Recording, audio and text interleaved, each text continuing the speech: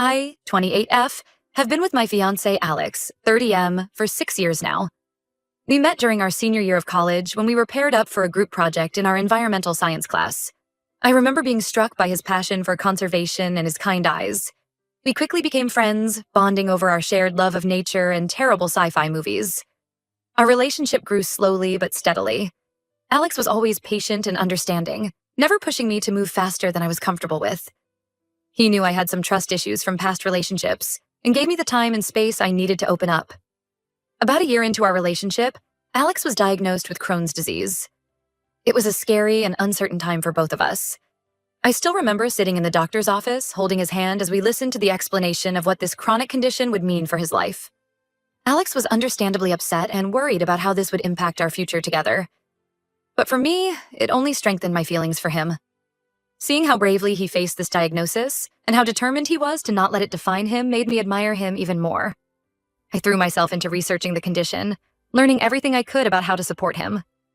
There have been tough times, of course. Alex has had a few severe flare-ups that resulted in hospital stays.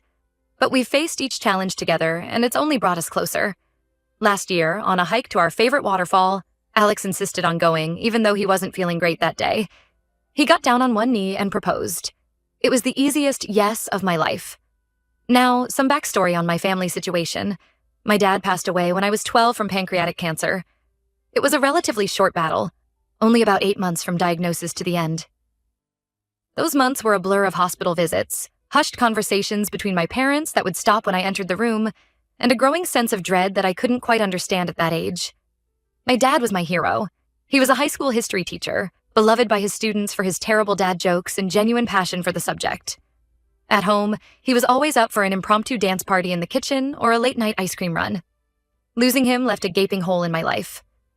My mom, Martha, 52F, was understandably devastated by Dad's death.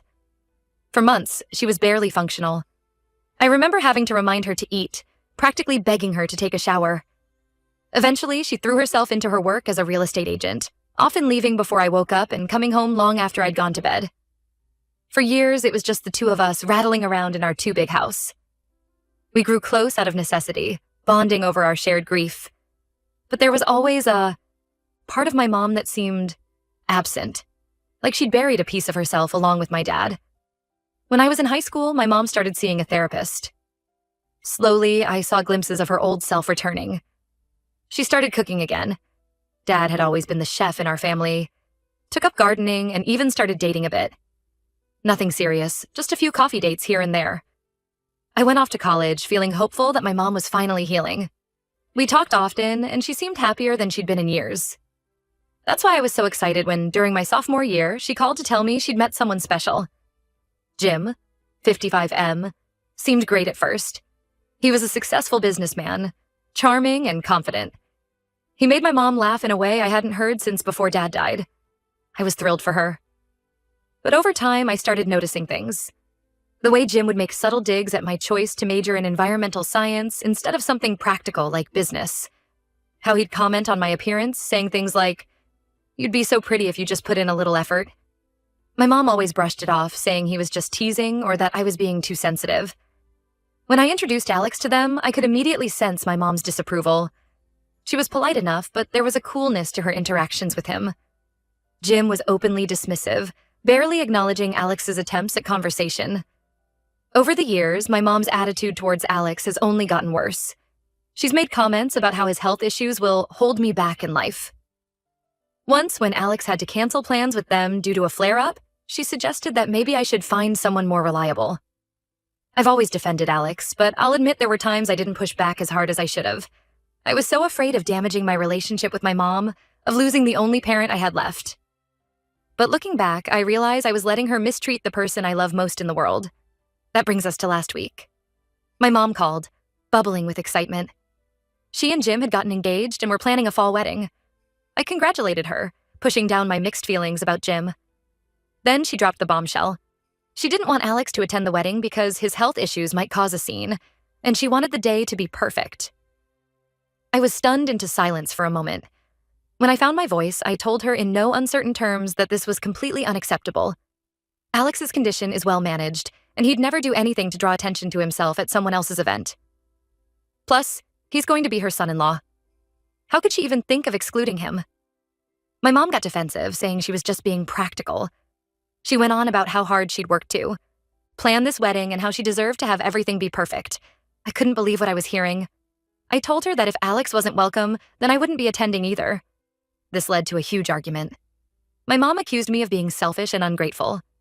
She went on a long rant about how much she'd sacrificed as a single mother, how she'd put her life on hold for me, and how I owed it to her to be there on her special day.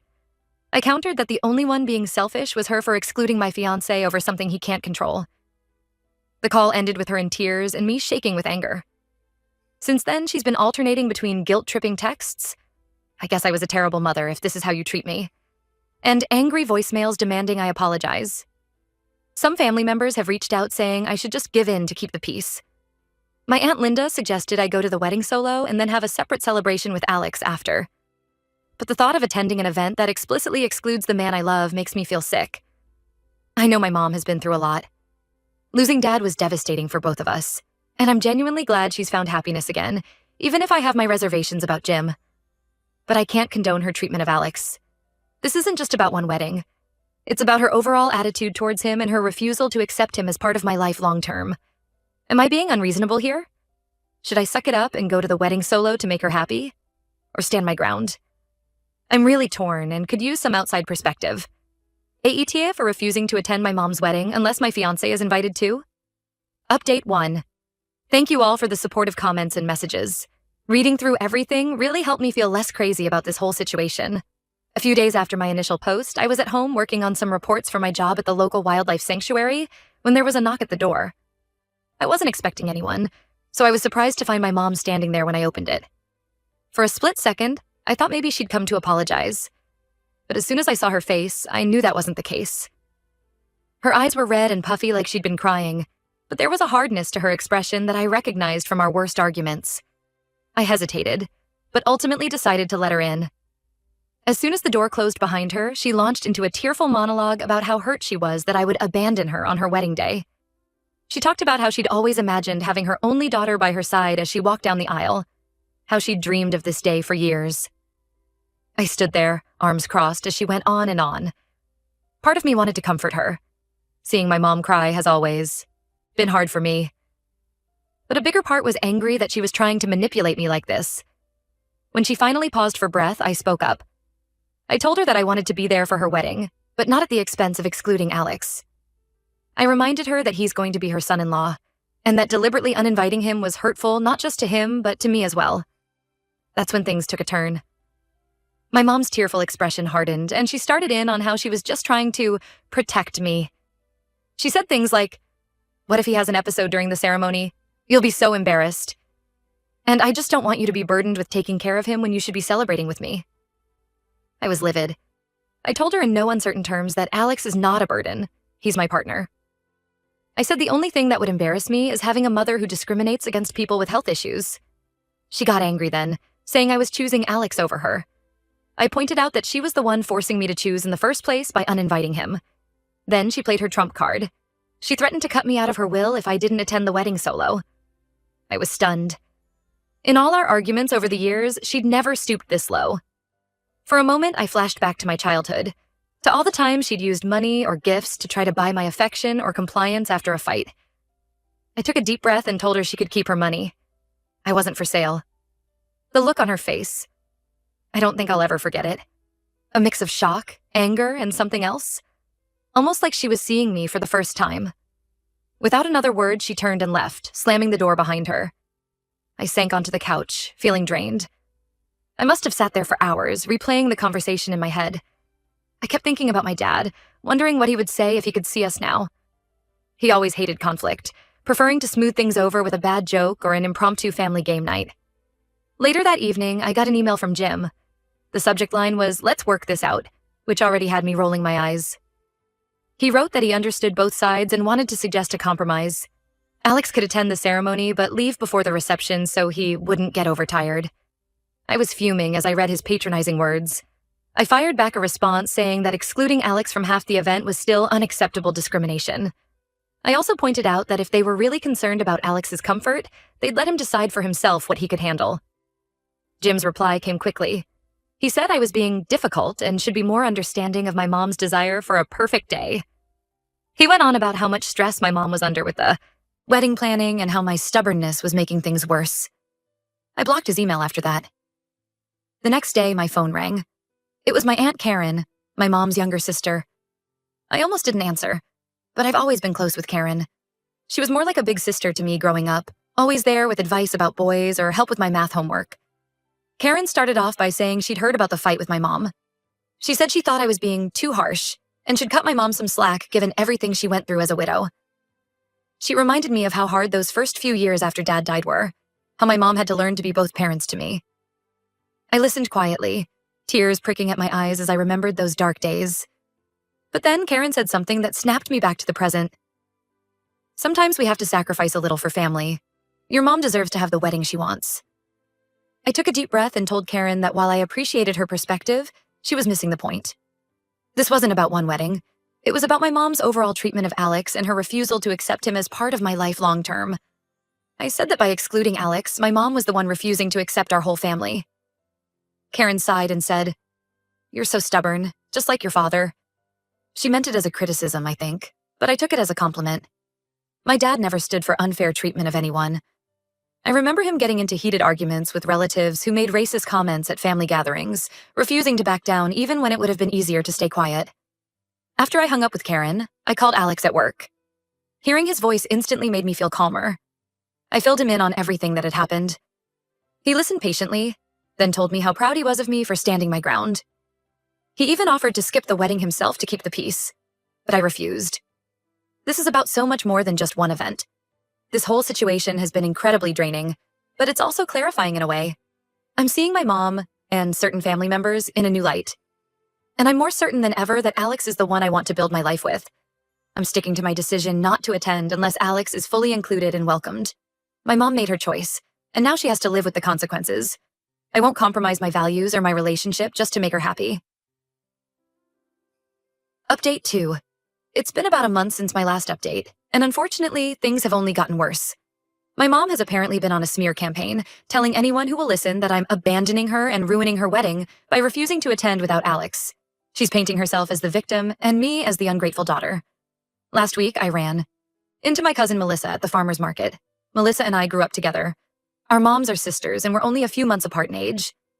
We were inseparable as kids, sharing everything from clothes to our first sips of stolen wine at family gatherings. As soon as Melissa saw me, her eyes widened and she made a beeline for my stall. I sell homemade jams and preserves from fruit I grow in my garden, a hobby I picked up from my dad. I thought she was excited to see me, but as soon as she opened her mouth, I realized this wasn't a friendly visit. Melissa immediately started in on how I need to forgive my mom and stop being so selfish. I was shocked. Melissa and I have always been close, and I thought she'd understand my position. But it turns out my mom got to her first with her twisted version of events.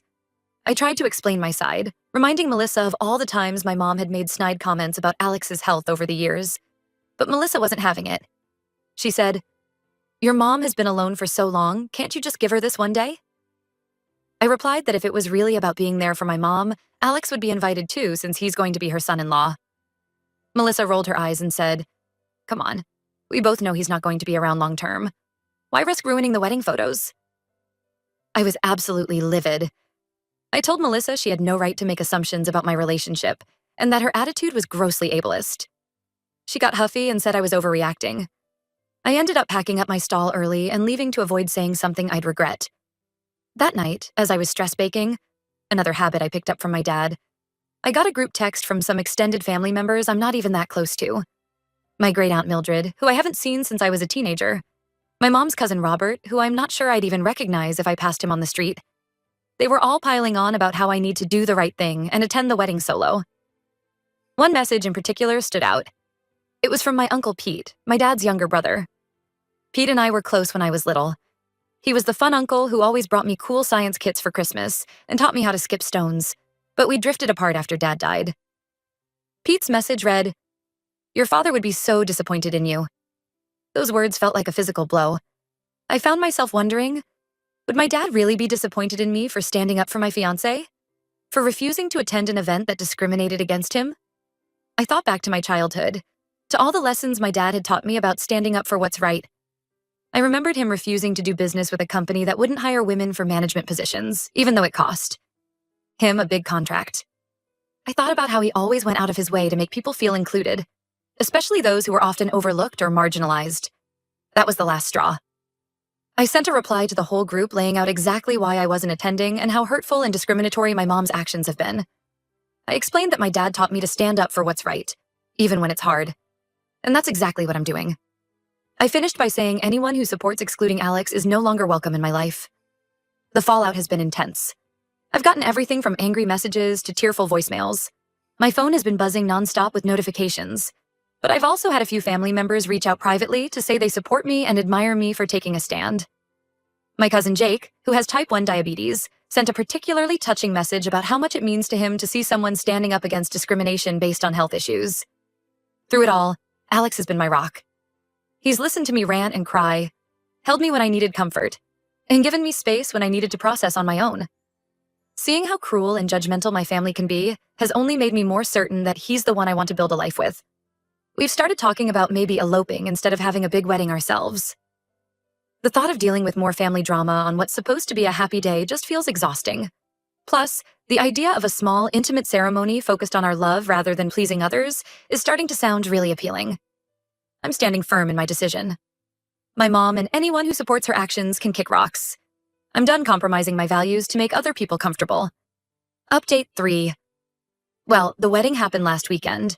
As expected, I didn't attend, but there have been some unexpected developments I wanted to share. The night before the wedding, I got a call from my mom's best friend, Linda. She's known me since I was a kid and has always been like an aunt to me.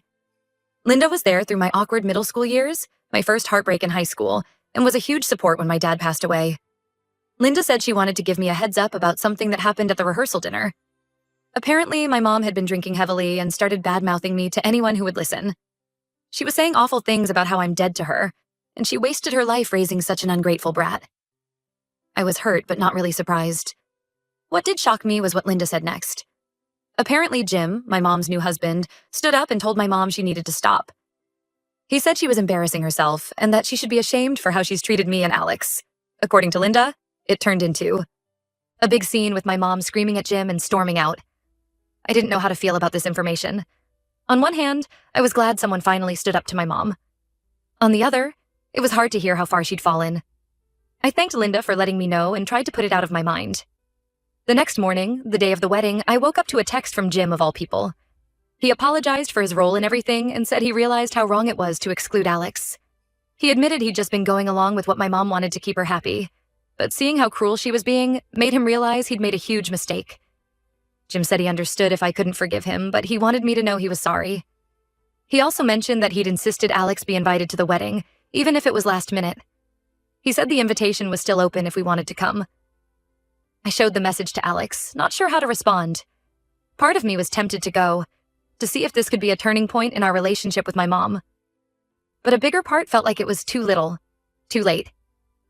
Alex said he'd support whatever decision I made, but gently reminded me of all the pain my mom had caused over the years. In the end, I decided not to go. I texted Jim back thanking him for the apology and the invitation, but saying I didn't think it would be a good idea to attend. I said I needed time before I could consider any kind of relationship with him or my mom. Alex and I spent the day of the wedding having a picnic at the lake where we first said I love you. It was a beautiful, peaceful day, a stark contrast to what I imagined was happening at the wedding. I heard through the grapevine that the wedding was a tense affair. Several family members chose not to attend in solidarity with me, which I was touched by.